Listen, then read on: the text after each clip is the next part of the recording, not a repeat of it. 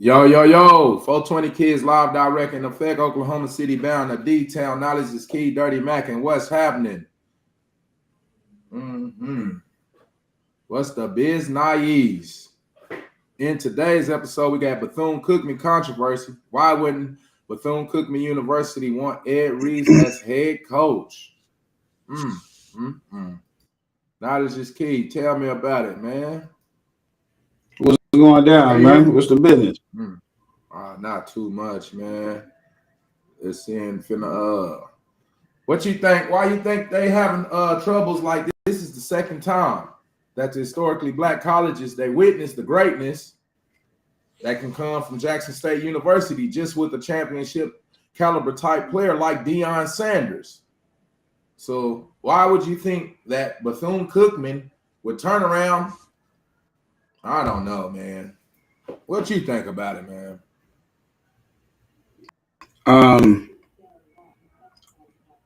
I think if you want to, it's why it's important to say. It's very important to say that the person only thinks to heighten your standards. If you got low standards and you used to live in, say a person is used to living in a shack where the water's not running, they live like in a third world country. They might come to an apartment and think, oh, this is an apartment, this is cool. So when you get used to a certain culture, you're more apt to find it acceptable. So when somebody comes and they like, this is not acceptable, I've been way over here, I'm about to show you how it's really done, Then you're going to be like, hold on, like you can't come over here and try to run. You know what I'm saying? You're not running that. There's a picture. They hire these dudes that have been former NFL players to coach at universities that lack to say they lack the necessities just to be soft on it. Like they lack a lot of what big colleges have plentiful. You know, they top class weight rooms. You know, so it's like, yeah, man. It's just I think they fear that culture, that fact that these people come here and they really want to clean up all the ins and outs that they see, but the schools are only probably looking at the lack that they don't have. Like, you know, we the proper weight facilities because we don't get the funding that these schools have. We don't have the sports income that they bring in, and yet they running away the people that can bring in that revenue. So, I don't know. Appreciate that insight. Let's hear from the students. Importance to that is that Coach Reed in 3 weeks has essentially done more than this entire administration and other program leads, like other head coaching staffs and whatnot. He's done more in 3 weeks than they have in like the past 5 years. Things that, Coach Drake mentioned, saying that we didn't share helmets, we don't shower, or we actually have showers. We don't have showers. We don't have a locker room. We have to watch out where we put our stuff in the stadium locker room so it doesn't get wet and then get moldy, and then we got to practice in moldy stuff. Or when we go and put our stuff away, we put it in the shed, and then the shed gets wet from the rain, and then we got to practice in that moldy stuff. Moldy balls, moldy helmets. We share those moldy helmets too, and that gear. Most of us had to buy our own Lysol and stuff to spray our. We have to clean our stuff ourselves. Once we get our gear from the equipment manager from that shed. It smelled bad. I remember the first time I opened my bag and most of the guys were just like, what's going on? We asked if we could, like, we asked for the basics. We asked if we could get, stuff to spray our stuff down, and that probably didn't happen until like the very, very end. Yeah, we got that maybe week 8 was when we got that. Yeah. And I'm pretty sure on week 5 was when we actually had the mold outbreak in our helmets and gear. And in my gloves alone, I didn't wear gloves at practice because it literally just smelled like the epitome of mold. Like I was just smelling a handful of mold. And what makes this even worse is that we had to deal with the conditions when we were displaced. That was even worse. And I know that Anthony was here for the entire world tour is what we call it as a nickname. Yeah. We would spend 16-hour days with the football team. 16 hours. I have the receipts on that because I have the old screenshots of our schedule. And we would go from 8 o'clock all the way until 10:30. Our off day would be considered. So one of the bus drives was considered as an off day. So we were on the bus for 16 hours. Yep, 16 hours stuck on there.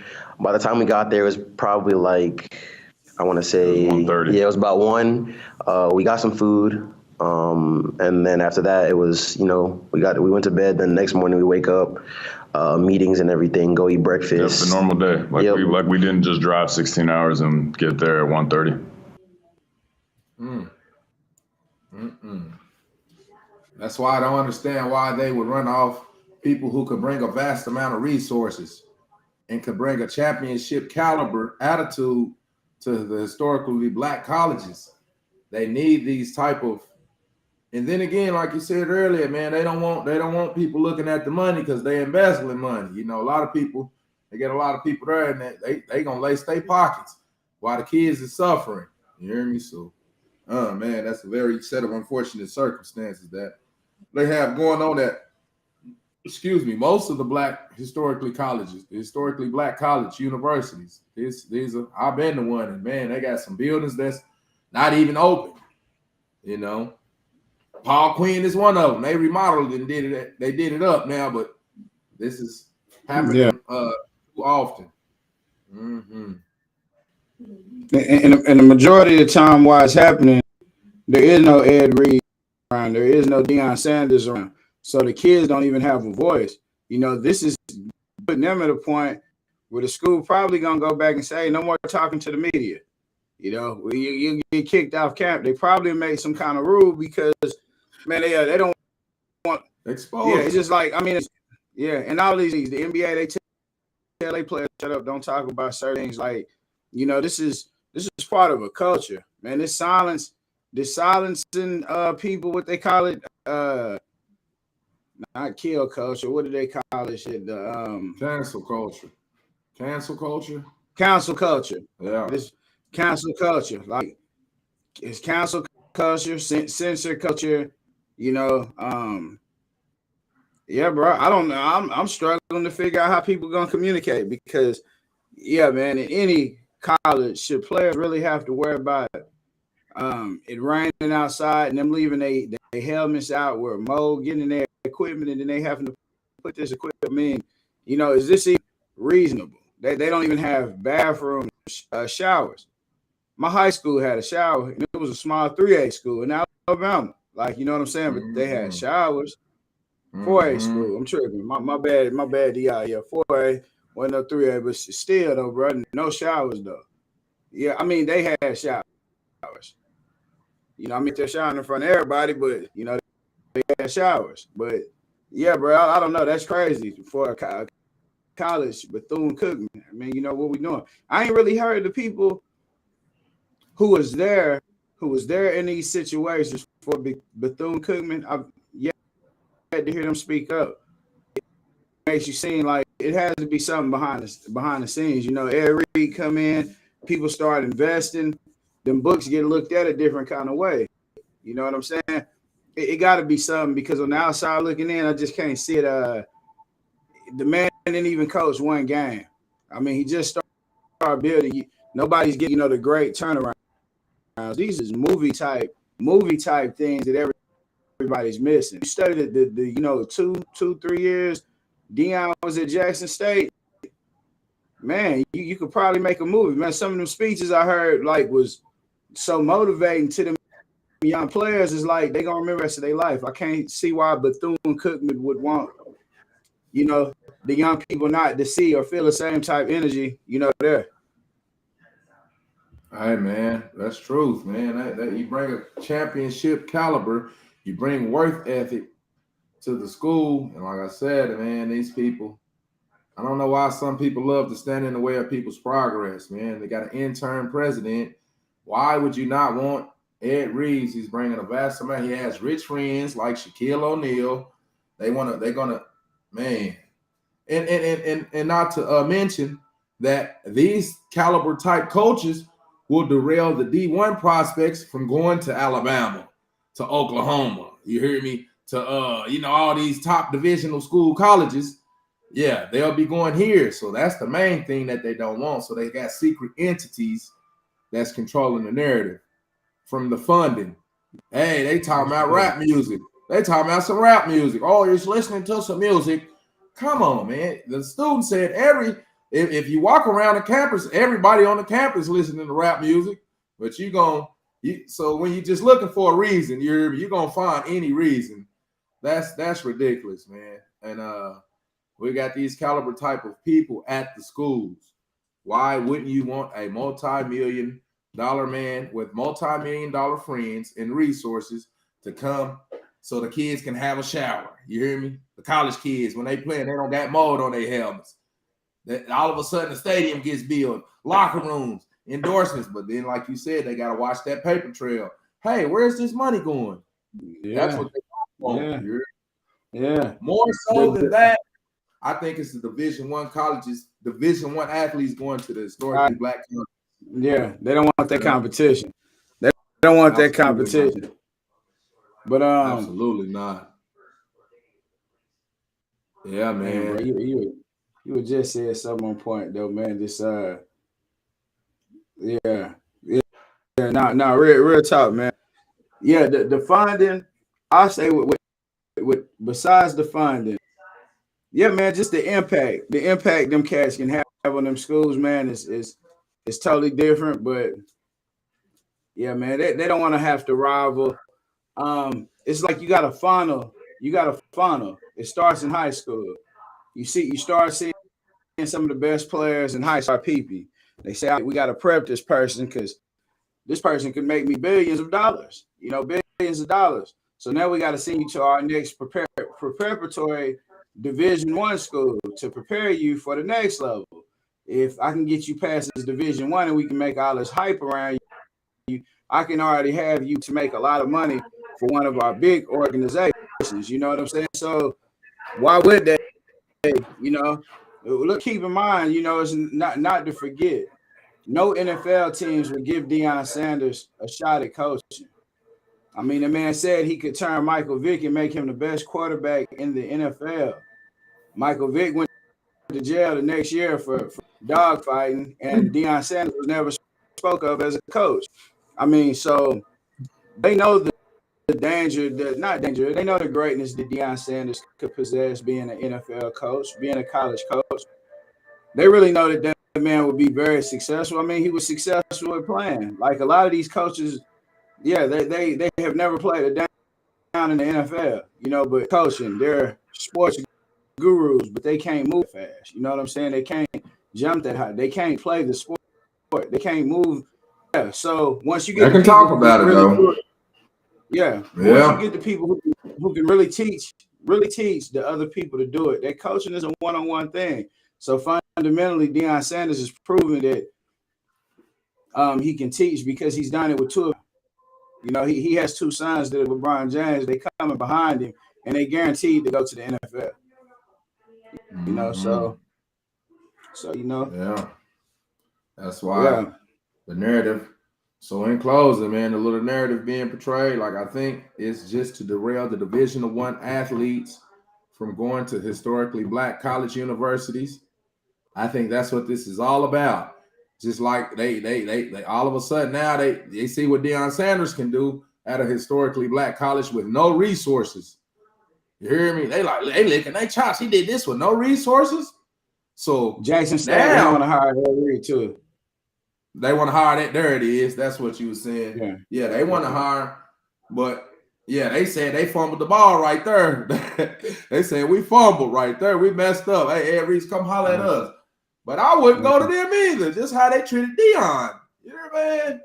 They treated Dion like so. In closing, man, we got to do better. We got to learn how to accommodate multi-million-dollar figures in our historically black colleges because these men love the game. Ed Reeves was on there crying. He loved football so much, man. It's about these kids, man. I'm already a multi-millionaire. It's about these kids, man. And I'm also shining a light on the lack of resources here at these historically black colleges. So why wouldn't they want that? In closing. Yeah. That's crazy, man. Closing statement, man. We still got a long way to go. Like, to me, we still playing the same game that was taught, still had a master to slave relationships. There are no spreading your wings to fly. If that was the case, we could talk about, your origins, what really brought you from there to here. These schools are supposed to be institutions that are supposed to be basically channels to guide people into the higher form of living. So if these schools are historically, supposed to be historically schools like we have to start getting our own institutions. I mean, your own income, whatever it is. Because when I say your own, let me be specific in what I'm saying. Very specific. When I say your own, I mean something that's tangible that you can say is not funded by somebody outside of you. It's self-generating. If you want to create sports and create outlets, you actually own the facilities. You can own what's taught in the schools, what's taught, when people get in, when they go out, what is truancy, what is tardy. You might say, hey, be at school at 8 o'clock, 15-minute grace period. As long as you get in there before 8:15, we're not gonna catch you tardy. You might have something different. Everybody else might say, when we ring the bell, you late, you're absent. We might be more lax on certain things. We might do meditation. We might do something the school's never done. Just insane. At certain points, when you have your own, statues are not going to determine how great you can be, and we're not going to limit the potential. So I say when we go to these schools and we talk about these schools and these coaches, it's really one of the catch-22 situations. It's really a lose-lose situation because these players are speaking from their heart. They ex-players, they know what it takes. So their heart is saying, I want to help these situations. But the truth of the matter is, man, we got words that we can't even say that are like cuss words on the internet. Like, you have a lot of people in the NFL that's dying suddenly outside of the NFL. It's a 19-year-old girl the other day, dropped dead, She happened to be, you know what I'm saying? She happened to have, these are circumstances in this world. Things are getting beyond real. It's real as people think, but I think we also in the greatest times in this world to ever be here as well. You know what I'm saying? All our lost powers, frequencies, we're going to have to get all of that back to survive. We're going to have to get all of that back, and I think we're on our way. So, it's just about each one teach one, building here, man. Shout out to all the goddesses. Shout out to all the gods, the Black Knights, man. And yeah, we out there, man. It's one love to everybody, man. Each one teach one. We're going to rise together. Shout out to Demetria Good in the Good Fight. Sam Weather in the Slay and Chill Network. Shout out to the Oklahoma Kings. We appreciate y'all pulling up. Y'all could have been anywhere else, but y'all pulling up and y'all messing with us. One